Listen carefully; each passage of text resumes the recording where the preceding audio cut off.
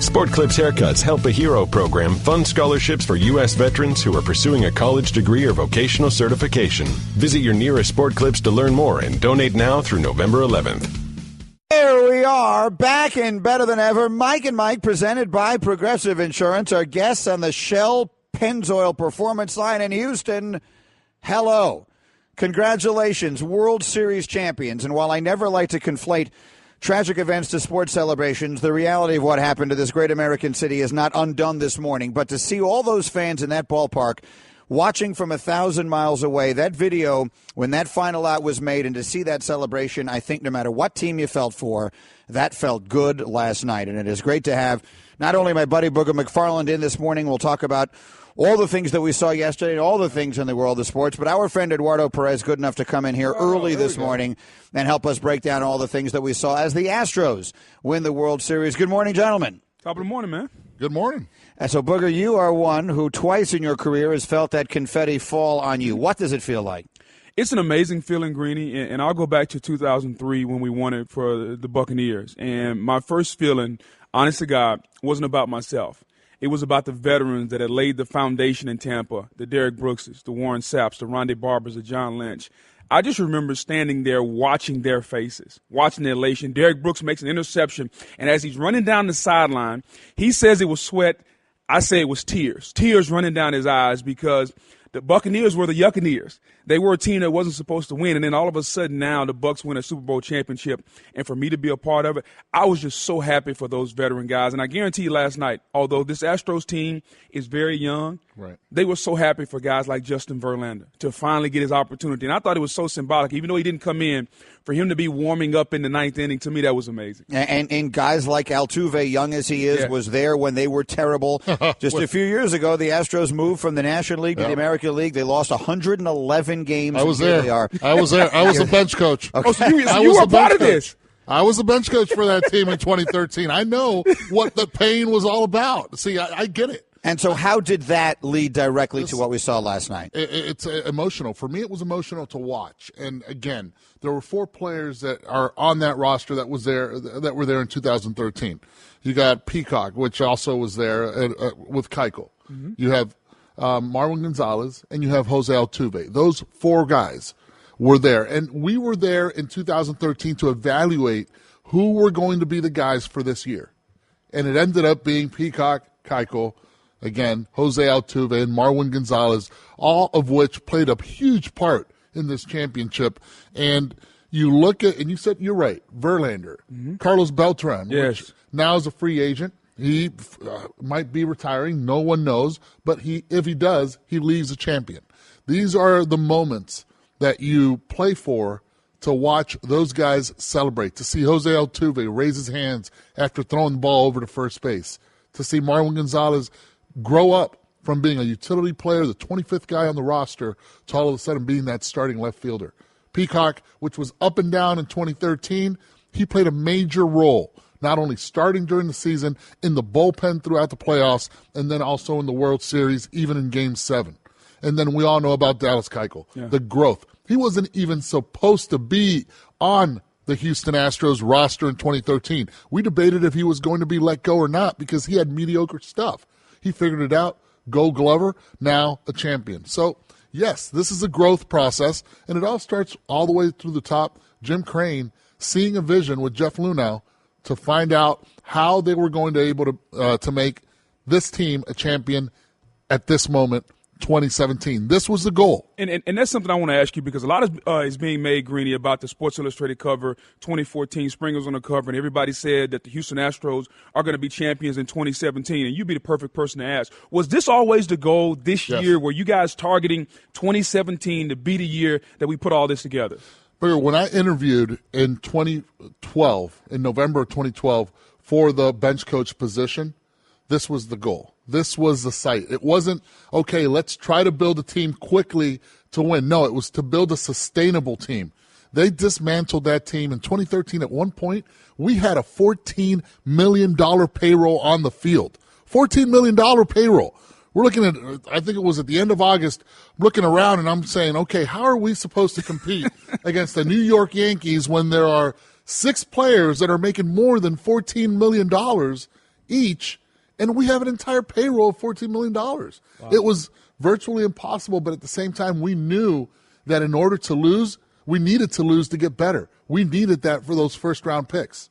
So you get the first-round picks. You traded any prospect, any veteran you had for prospects, and the vision was there. Just start from the bottom up and then start acquiring pieces.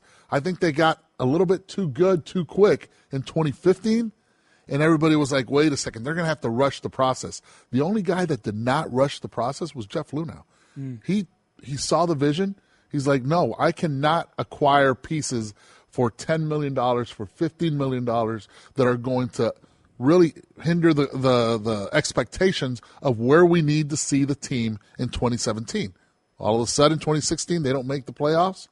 2017, they're the champs. In 2011, their first-round pick was George Springer. He was the MVP of the World Series. In 2012, it was Carlos Correa, who is a superstar on this team. On 2015, it was Alex Bregman, who had an enormous series and has become a terrific player for them as well. So it is the second consecutive year in which we have seen, and I'm going to use the word, we have seen the benefit of tanking. We have seen what it is. You can call it whatever you want. Right. You can, taking it all the way down, breaking it all the way down to the studs or whatever you want to call it. But the Cubs did it. They made no secret about it. They brought in Theo Epstein, and that was his plan. That was his vision. He sold it to the ownership in Chicago, and a year ago they were under all this confetti doing the same thing with a team that is built to last. And now here are the Astros in exactly the same position. This is a team that is built to the last. After it was over last night, Aaron Boone was talking about the Astros as potentially being the beginning of a dynasty.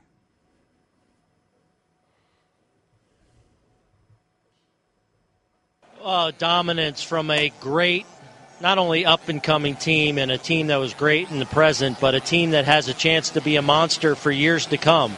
A core of superstar nucleus. You know, the decision by Justin Verlander in the final hours before the deadline to okay the trade, he seemed to be kind of the final piece in the puzzle. But this is a team that has a chance to be great for a long time. This is an organization steeped in analytics, but in the offseason went out and made the additions of Brian McCann, Carlos Beltran, Josh Reddick, because they felt like they needed that presence in the clubhouse. And if you look at it here, I mean, the Cubs went from 100 losses in 2012 to the World Series in 2016. The Astros go from 100 losses in 2013 to the World Series in 2017. So this is what it's about, and this is the way it's going to be in all pro sports, not just in baseball, where it's not quite as easy to do, I think, because the hit-miss ratio on some of these guys that you bring in is so much lower than it is because so many of the guys you're drafting are 17 years old. Right. In 2013, if I'm not mistaken, that year was Mark Appel was the first-round pick out of Stanford, right? Correct. Chris Bryant was the number 2 pick for the Chicago Cubs. Right. I mean, if you look at it, the Houston Astros would have had an opportunity to go after Chris Bryant. There was, who do we pick here? So there were a couple flops. They did not get it right, but at the same time, they continued to build a champion. Again, you look at your third baseman right now. He was the shortstop at LSU. All of a sudden, that infield is full of athletes. Phenomenal. It's full of speed. It's full of grit. And it's not like they're the biggest guys. Yeah, Carlos Correa, he's a stature.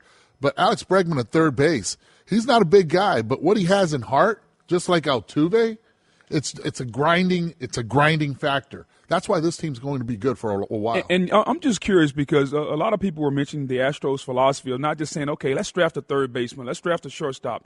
Let's get the best athletes, and we'll find a place for them to play. And you can see this infield, this outfield. These guys are athletic. They're interchangeable. They can play a lot of different positions.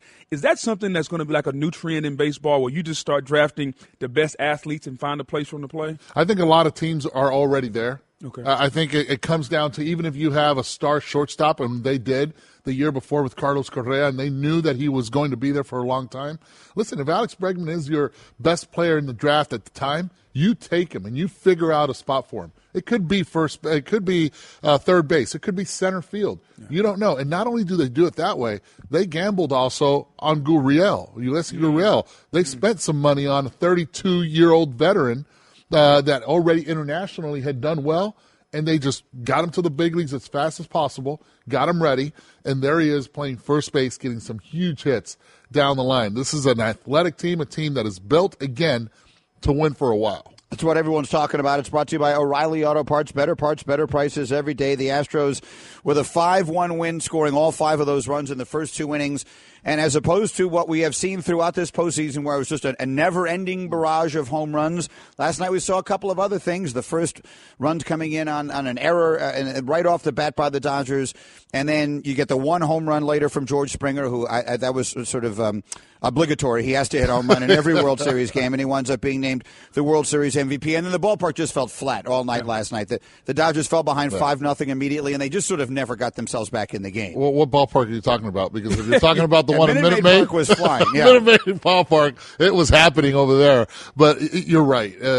It happened from the get-go. Fundamental baseball was done by Alex Bregman, runner at second base. Finally, somebody's moving the guy over. I'm like, yes, we're not playing here for the home run. Moves him over, and then Bellinger was just not himself, trying to do too many things, reaches far to his right, easy ground ball for Forsythe at second base, instead ends up throwing it away. And Darvish, he just wasn't there.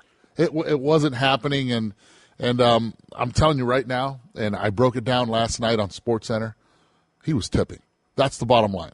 Season's over, cat's out of the bag, he was tipping. When he's tipping those pitches, how does the other team find out about that? They study it. You study it. See, this is an advantage that you have right now with video analysis. You look at the video to see what kind of stuff the pitcher you are facing that day has. So you look at the slider, you look at the fastball, you look at the slow curve that he throws, and also the split finger.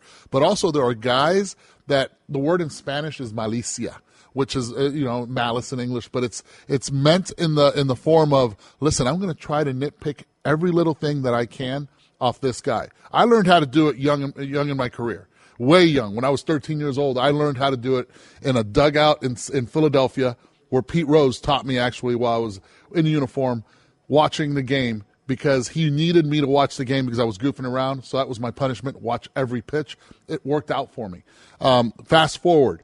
Now you look at the video analysis of guys, and guys will look at it. Anything. It could be the glove. It could be the size of the glove. If it's a bigger glove, it's a slider. Tighter glove is a fastball. Or bigger glove could be the changeup because you hold the circle change right there. Sometimes it's the angle. Sometimes it's that they wiggle.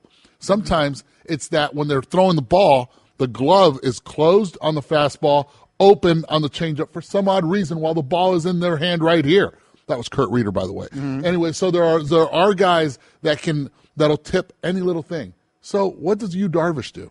He always pitches from the stretch. All right, so it makes it easier. It breaks it down for you. You look at the feet. You start from the bottom and you work your way up. Every time you go back and forth. As a matter of fact, I got a lot of pictures of you on my phone because I was trying to notice a difference. All of a sudden, I realized his right hand, every time he's going to throw the fastball, puts it in, and it never moves because he already has the grip. But every time he's going to throw the slider, he puts it in, and you see a little bit of movement. That's all you need, a little bit of movement. Now I know it's not a fastball. I eliminate the number one. You eliminate the number one, it opens a door for beautiful things to come, and now you can sit back and watch. And then I looked at 2 at-bats yesterday, 2 at-bats that didn't produce much. Yulieski Gurriel's, he had I think it was almost like a 10-pitch at-bat, and then you had a Brian McCann, which had a 12-pitch at-bat. He was on everything. Started 0-2 and continued to grind the at-bats, continued to be on every off-speed pitch and every fastball. It's easier said than done, but if your timing is there will be a time that you will be able to square it up. And you're not going to fool me because it's all about timing in baseball. So that right there to me, I was like, okay, now I know when the slider's there. Now I know when he's going to throw the fastball. You can trick me on the curveball. You can trick me on the split finger. But I eliminated 2 main pitches. I'm telling you, after that, he becomes, from a star pitcher, he becomes a below-average pitcher because of what's coming. Oh, my goodness. That's outstanding insight. Eduardo Perez in our studio. Mike and Mike presented by Progressive Insurance. More independent agents sell Progressive Insurance than any other brand. Find an agent at Progressive.com. Now, that's Progressive. So I had no idea we were going to go here, but let's go here. All right. Are you telling me you saw this? Are you telling so clearly if you saw it, you're telling me the Astros saw it? You're telling me I'm saying I see it. I see it because this is something I did my entire career. I had to. I didn't see well out of my left eye. I had a traumatic cataract, so I needed to see something on every pitcher. But you're saying you believe they saw it? I believe Yu Darvish was doing something. I believe that a winning ball club always is looking for an edge. And this team, the Houston Astros, with as many veterans as they have there, with as many players that understand that you need to play with that edge, they, I believe, had an edge. So when did you pick this up?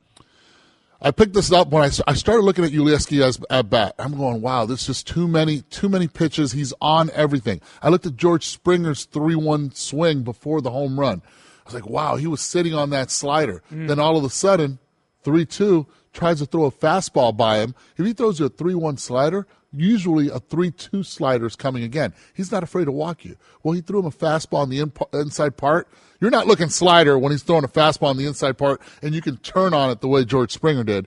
And those little tidbits, I'm going, okay, they might have something. So I go back, rewind, and start checking out every pitch, every batter, every hitter, start looking at the height of the glove from the stretch. There's a lot of things that you have to check off. And I'm telling you right now, 90% of the lefties tip. Yu Darvish is a righty. Around 60% of the righties do also. And if they do, and I'm playing, I'm going to make sure that I will have an edge against that guy. I'm not going up there bare naked, figuring out, okay, I'm going to sit fastball and adjust slider. When I have the video technology that tells me, you know what, I'm going to look and see what he has so I don't have to sit fastball and adjust slider. When I can sit slider knowing 100% that slider's coming. Booger, this seems to me as though something that happens in all the sports, right? So you're lined up against an offensive lineman, and unlike in baseball where they're playing someone different every single day or they're facing a different pitcher every day, you have all week to get ready for the guy you're playing. You watch on film to do that. They have little tendencies. If his hands move a certain way, feet move a certain way, it's a run, it's a pass. I'll give you two of them. Every time the center gets ready to snap the football, he has to squeeze the ball. And so I watch the blood flow in his thumb. And when you see it change colors, that means he's tightening his hands and the ball's about to come. So I used to always watch that with centers. Now, the greatest tip we ever got was on Monday Night Football. We're playing the Baltimore Ravens. Elvis Gerbach was the quarterback. Every time Elvis got ready to take the snap, he would drop his butt. So his butt would drop at least 3 to 4 inches. So we never looked at the ball. We just watched his butt all night. When his butt moved, we took off. Is that a definition of a booty call? Yeah, that is well played there. It's something like that. And so that's two of the best tips we ever had. And that night against Gerbach, he was running for his life. I want to say we probably had 6 or 7 sacks that night, multiple hits, multiple pressures, all because we watched his butt. And you find out little things like that through studying film, watching, being observant. So it's an amazing thing when you can pick up a tip like that. And it's also an amazing thing when you can share it with your buddies and everybody can eat. That's phenomenal. All right, Mike and Mike, we were presented by Progressive Insurance. Our guest on the Shell Pennzoil Performance Line, Booger, is in for Golick today. Eduardo Perez is here looking back on last night's 5-1 Astros win and Game 7 victory in the World Series. George Springer, again, is the World Series MVP. He struck out 4 times in Game 1. And from that point forward, he was ridiculous. He hit 5 home runs in the World Series. That ties a World Series record. He homered in each of the final 4 games to equal Reggie Jackson and Chase Utley with that. He had 29 total bases in the series. That breaks the record easily. It had previously been shared by Willie Stargell and Reggie Jackson with 25 total bases in a World Series. So let's talk about George Springer, who was the number 1 pick in the draft. Eduardo, what did this guy do that he made him into the World Series MVP? Short-term memory. I thought after the first game of the World Series, strikes out 4 times. Just did not have a great game. His sister's tweeting out the next day, finally made contact. Just he forgot. He realized that it's this game you play every day. You have to have that short-term memory. Made the adjustment and decided to hit everything instead of pulling everything. Slowed the game down and said, I am going to hit the ball to right center field. And when there was a runner on second base late in Game 2, he made that adjustment. He stuck with it. And I think that's what you have to do in order to be that MVP. George Springer was set up perfectly. He's got a combination of power, speed, great defense, great arm. And in the World Series, he displayed every one of those tools. And again, the home run was a big part of his tool. But at the same time, he knew he had a lot of protection behind. You have Alex Bregman. You have Jose Altuve, Carlos Correa. Keep going down the line. It is not easy. As a pitcher, when you stand there and you're seeing George Springer saying, if I walk him, he's going to steal second. If I pitch to him and I hang one, he's going to hit it probably 440 feet. So pick your poison. This guy is not your classic leadoff hitter. No. Do we need to reassess how we envision the leadoff hitter in Major League Baseball now? Leadoff hitter used to be a guy who would get on base, steal second, and then try and score when the big guys came up after him. This is a guy he is not your Punch and Judy leadoff hitter. Do we have to reassess what we think of as a leadoff hitter in baseball? I think it's already been reassessed. You look at the Dodgers, Chris Taylor. Yeah. Chris Taylor didn't have one sack bunt. He's a leadoff hitter, didn't have one sack bunt the entire season, let alone when he should have sacked bunt against Justin Verlander. He did not, ended up hitting a double. The game has changed completely. Chris Taylor had over 20 home runs. You look at it, it's not about stealing bases unless you're Jose Altuve and you've done it six consecutive seasons, over 30 stolen bases. Everyone else is not doing that. The pitchers are quicker to the plate. They're realizing with analytics, why give away an out when you already are on base? It's now a game of power. And we're seeing it right now. We saw it in this World Series. Well, and to your point, we're seeing managers do it. Remember, Joe Madden put Kyle Schwarber in the leadoff early in the season. So you're trying to get your best hitters the most at-bats, and if that means in the leadoff spot, so be it. Just getting started here. Mike and Mike, again, congratulations. The Astros are the World Series champs. We have much more, obviously, on this all morning long, including Cal Ripken Jr., who will join us a little bit later today with his perspective. Buster Olney is going to wake up early for us from L.A., as he does so frequently, and we'll keep working the phones and see what else we can get. We also have to hear from the Dodgers side of this to get this close. What a disappointment for Clayton Kershaw and so many others. And they say rules are made to be broken. Last night was a perfect example of that, because I have a hard, fast rule, a steadfast rule that was violated and broken on the field last night, but I'm fully willing to make this exception. Are you going too far? Excellent. No, I will not. No, but because normally you do. I'm just curious. I know where you're going. You're going to agree with me. Hey girl, have you done something new with your scales? Using new moisturizer? Nice. It really brings out the hazel in your eyes. Oh, hold on. Are you using whitening strips too? Your fangs look good, girl. Really good. A really charming snake charmer? Surprising. What's not surprising? How much you could save by switching to Geico. Wait, what? Have you been doing Pilates too? Geico. 15 minutes could save you 15% or more. Buster Olney we're going to join us a little bit later here. Booger McFarland is in our studio. Eduardo Perez is here as well with great insight into one of the reasons you believe that the Astros had so much success against Yu Darvish last night. We're getting a lot of really positive reaction to that conversation in our Twitter reaction here as well. I know you did a breakdown of it on SportsCenter. But let's talk about the decision to start Darvish for a moment. Buster Olney was saying yesterday, if Clayton Kershaw is available for 4 innings, why wouldn't you give him the ball to begin the game, see how far you go with him? His next start is sometime next April, so see how far that works. If he can have 4 innings, let those be the first 4 innings rather than Darvish, who has been struggling, and then you figure it out from there. Does that make sense to you? It does make sense after the fact, after you see how effective Clayton Kershaw was. Again, Clayton Kershaw's he's not that 9-inning pitcher, not that dominant pitcher we saw a couple of years ago. He's a 6-inning pitcher right now. So maybe they had that taken into consideration, wondering if he was going to be able to be sharp or not. Then again, Clayton Kershaw said the night before, listen, if they need me, I'm there for you. They need me in Game 6. I want to pitch. They did not need him there another extra day. If he would have gone with Clayton Kershaw, I don't think anybody in L.A. would have been upset about it, especially with what the Astros had done already against Yu Darvish in Houston. So, yes, there's a thought process to that. But they stuck to their guns. And Dave Roberts, after the game, even though Clayton Kershaw gave you 4 strong innings, he stood behind his decision, and he said that still there was life behind the baseball. I didn't see it on the TV angle. What I look at is the reaction of the players. And as I said earlier before the break, the reaction of the players, they were on the pitches. I don't care if they weren't hitting them hard or not. You look at it, it just wasn't right. It didn't look right with Yu Darvish on the mound. So speaking of decisions, okay, so you start Darvish. It's 2-0 in the first inning. Let's go to the second inning now. What do you make of the decision of Roberts to allow Yu Darvish to face Springer in that situation? After you saw in the first inning that Darvish didn't have his stuff, did you agree with that decision? No, I did not agree with the decision because of the way that Dave Roberts has already managed before. He's managed with Rich Hill. You don't get by the lineup twice. The way George Springer has been swinging the bat, and he's hit that slider for a double in the first inning. You want to face him again already with another runner on base? Things were snowballing. This is Game 7 again. This is not a Game 3. This is not a regular season game.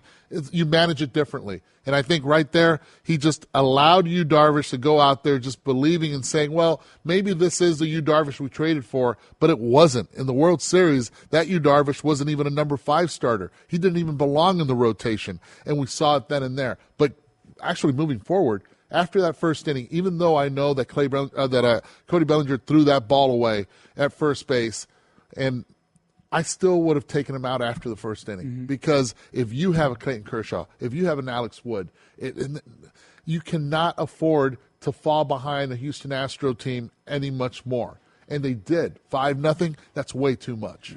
So George Springer, who winds up being the World Series MVP, sets a record, as I mentioned, for most total bases in a postseason series with 29. He hit 6 home runs in these playoffs, all of them coming from the leadoff spot. Yeah. So once again, the game of baseball is changing directly before our eyes. This is the 3rd consecutive time we've gone to a Game 7 in a World Series that the road team has won, and in fact, the road team now has a winning record, 20-19 all-time in winner-take-all World Series games. All right, Eduardo, before we let you go, and we so appreciate you coming in and doing this with us so early this morning here, we have a couple of hard, fast, steadfast rules on Mike and Mike. And one of them, and goes back years and years, we do not like the in-stadium proposal. We do not like the Jumbotron. You don't like the fun of that? Will you marry me? No, I don't like it at all. We've done a million bits. Maybe someone could even dig up one of the bits that we did back in the day. I remember there was a guy in a Carmelo Anthony jersey who proposed to a girl. We've never been a big fan of the in-stadium proposal.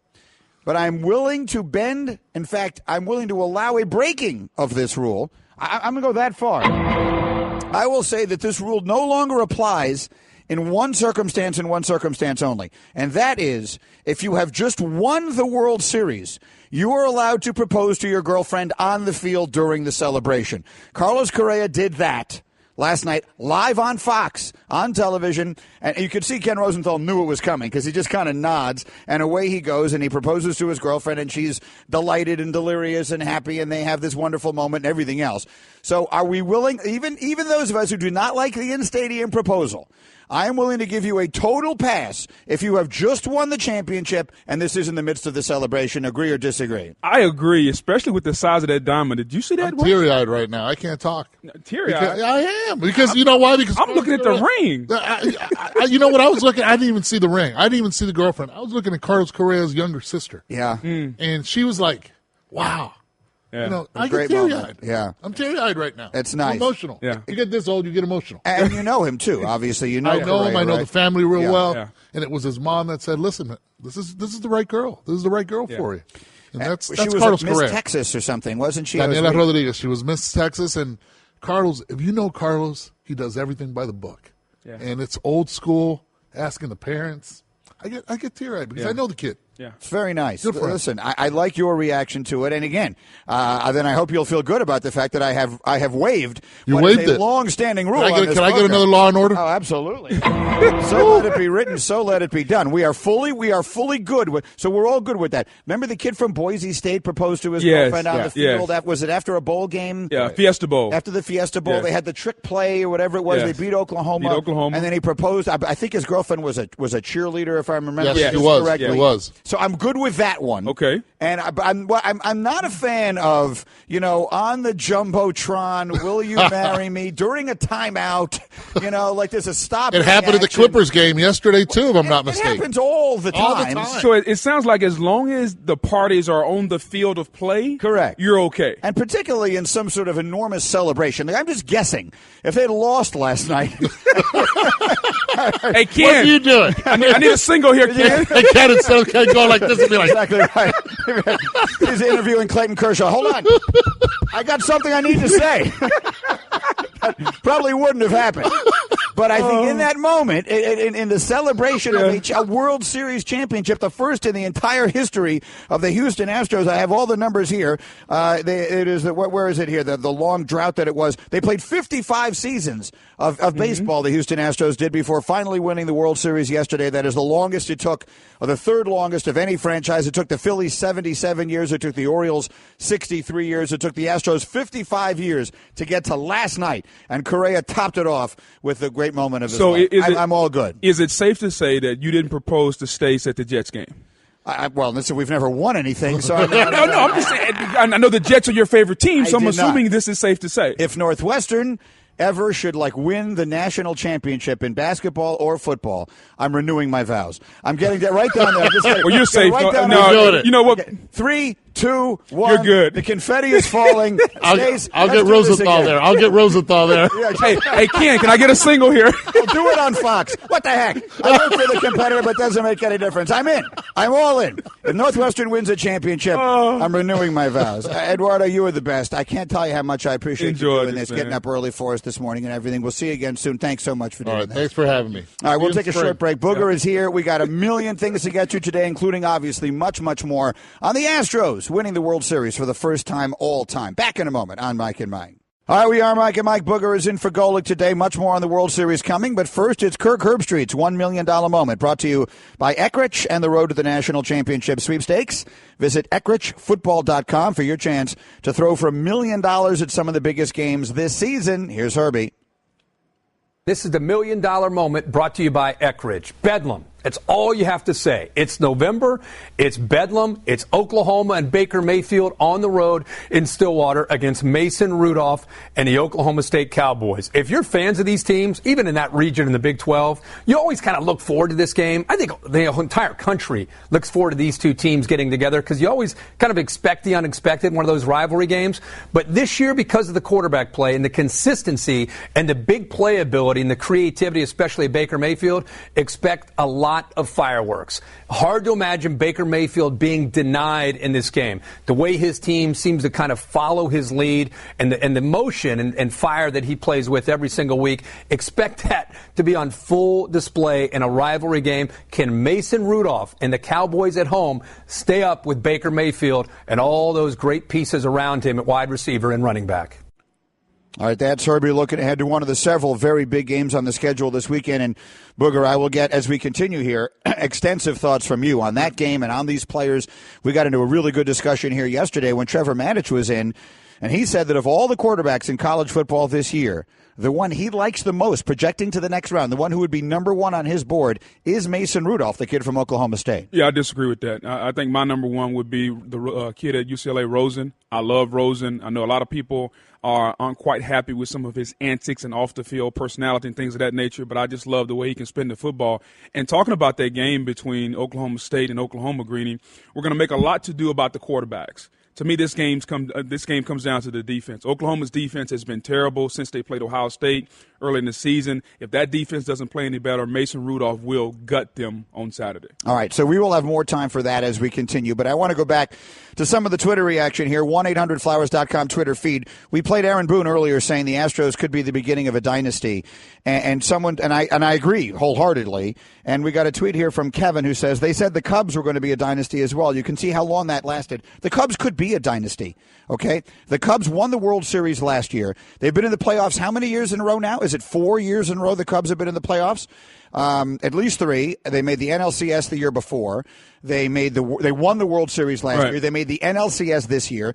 You know, I did a speaking event with their owner, the owner of the team, before the season began, and he said that the philosophy, what they studied and figured out, doesn't take a genius, but they studied and figured it out, is that in baseball there is a randomness to who wins the championship, but there is no randomness to who gets into the playoffs. The way you build the team is to try and be the best team you can for 162 games. And then, look, it all comes down to one game last night. Right. Darvish doesn't have it. If Kershaw starts, maybe it's different. Who wins the championship is a little bit random. But getting there every year, there's no randomness to that. So the game is all about getting in as many times as you can, maximizing your chance to be the one standing. What the Yankees winning the World Series 3 years in a row, that's an outlier. It's not supposed to happen. Look back in the history of the sport, how many times it's happened. It's extraordinarily few. So the point is, right now, the Astros have a chance to be there every year for the foreseeable future. I believe the New York Yankees, with the right move here or there, 1 or 2, and obviously they got to get the manager thing figured out too, but they've got a chance to be there every year for the foreseeable future. I think the Cubs are going to be there every year for the foreseeable future. That's kind of what a dynasty is in baseball. Yeah, I'm going to disagree a little bit, Greeny. To me, being a dynasty is winning. Like, we don't think about the Buffalo Bills as being a dynasty when they got to 4 straight Super Bowls, okay? You have to win the Super Bowl and be a champion, in my opinion, to be considered a dynasty. And so just getting there, like someone compared them to the Braves. Well, the Braves won a title. Even though they got there a lot and lost a lot, they did win a championship. And so in my book, in order to be considered a dynasty, look at the Spurs. Okay, Yeah. The Spurs are considered a dynasty. They didn't win it every year, but they have, 5 championships? 5, yeah. Oh, you have Over to 20 win. years. You have to win the title, in my opinion, to be considered a dynasty. Right. So just getting there is not enough. The Dodgers aren't a dynasty. They haven't won since '88. So you have to get there and win a championships to be considered a dynasty. I totally agree. Don't get me wrong. I'm not saying the Cubs are a dynasty if they just win one championship. Right. I'm saying this is how you give yourself a chance to be one. Agreed. Then you need a couple of breaks to go your way. Yes, of course. You need to win 2, 3. The Giants won 3 World Series in 5 years. Yes. You know, the reason that, and I remember having this argument the day after they won their last one when Bumgarner pitched that game. What's that, 3 years ago now? It all melds together in your head. Whenever it was that Bumgarner pitched that game and they won and they beat the Royals in Game 7. I remember having an argument as to whether they were a dynasty or not. And I said no. And Mike Lupica was screaming at me, I remember, in my email. But the reason I'd say no is on the other years, they were bad. They were, like, terrible. To me, a dynasty is a team that's good every single year and wins some championships along the way. Like the Bulls, if you're gonna limit your talk of dynasties to the Bulls of the 90s, who won 6 times in 8 years, well, then you've got like 5 dynasties in the whole history of sports. Right. So I think you have to be a little looser with it than that. So were the Yankees of the late 90s into the 2000s a dynasty? I think so. Me too. Yeah. Me too. I do. Not just because they won the 3 championships and 4 and 5 years, but because they were there every single year. These teams have a chance. The Astros have a chance. The Cubs have a chance. In my opinion right now, the very young and very talented Yankees have a chance to get to the playoffs 8 years in a row and win 4 championships over that time. If you do, that to me is how you become a dynasty. So if the Astros don't make the playoffs next year. Then I mean, you're not. That's going to really hurt their chances of being considered a dynasty. But if they come back and win it in 19, would you still consider them a dynasty at that point? No, I mean, a dynasty, I think, has to take place over a period of time. But if you win 2 championships in 3 years, you wouldn't consider that? No. Okay. A team that wins 2 championships in 3 years is not a dynasty. Okay. I mean, look, I guess we can all define dynasty our own ways. Right. But if you're going to do that, then you're going to look back over the history of the sports. There are going to be a lot of dynasties. Right. I mean, we're really devaluing dynasty. Just have the making of it. Winning 2 and 3 years gives you that foundation where now maybe you win 3 and 5. Because 3 and 5 definitely. The Giants are, yes. The Giants was certainly. I was mostly in the minority. Almost no one agreed with me when I said I didn't view it that way. And look, I'm as usual. Yeah, listen, like most geniuses, I won't be appreciated until well after my time. A lot of people, again, are so many people really appreciated what Eduardo had to say about Yu Darvish tipping his pitches. Chad tweeted, "Great discussion on Mike and Mike this morning on tipping pitches. Hitters study to be prepared. Pitchers study so you can avoid." That's the part of it that I think is remarkable. If the Astros picked up on the stuff that Eduardo was seeing, and it feels like they did, even though they didn't say so afterwards because of the way they were on him, it is curious to me that the Dodgers and maybe even Darvish himself would not have picked up on that. But in order to do that, Greeny, you have to be very. You have to be self-scouting. You have to be introspective. Yeah, but you have to understand who you are and what your tendencies are in the moments, because there are little tips in every sport. Prime example, LeBron James. There's a scouting report on him. He loves to go left, doesn't like to go right. Well, if I know that as a casual basketball guy, you would think that the guys that play against him every day know that. So you can study the film. It's the details in every sport that allow you to be successful, because everybody's good when you get to the professional level. So how do you differentiate yourself between the other people? You're going to have to pick up on the little details. And what Eduardo was talking about is the details of the game that make you a professional. If Springer and those guys are picking up on the small details, those are the little things that allow you to become champions. Something that Tom Brady picks up. Bill Belichick talks about this, Greeny. When he watches film, it takes him 30 to 45 minutes per play to watch film, because he's looking at the little intricacies of every single detail, what the lineman is doing, where his hands are, because we all have tendencies in anything we do in life. Absolutely. And I thought it was terrific insight from Eduardo today. I'm really thrilled that he was able to come in here early this morning and get to that. We'll bounce it off Cal Ripken Jr., one of the great players of all time, the Hall of Famer, was watching this series, and he'll share his reaction as he joins us next off the top of the hour. And, of course, there's a million other things to get into today with a ton of football, some basketball notes, and much more. It's a busy Thursday. Glad you're with us on Mike and Mike. Back in a moment.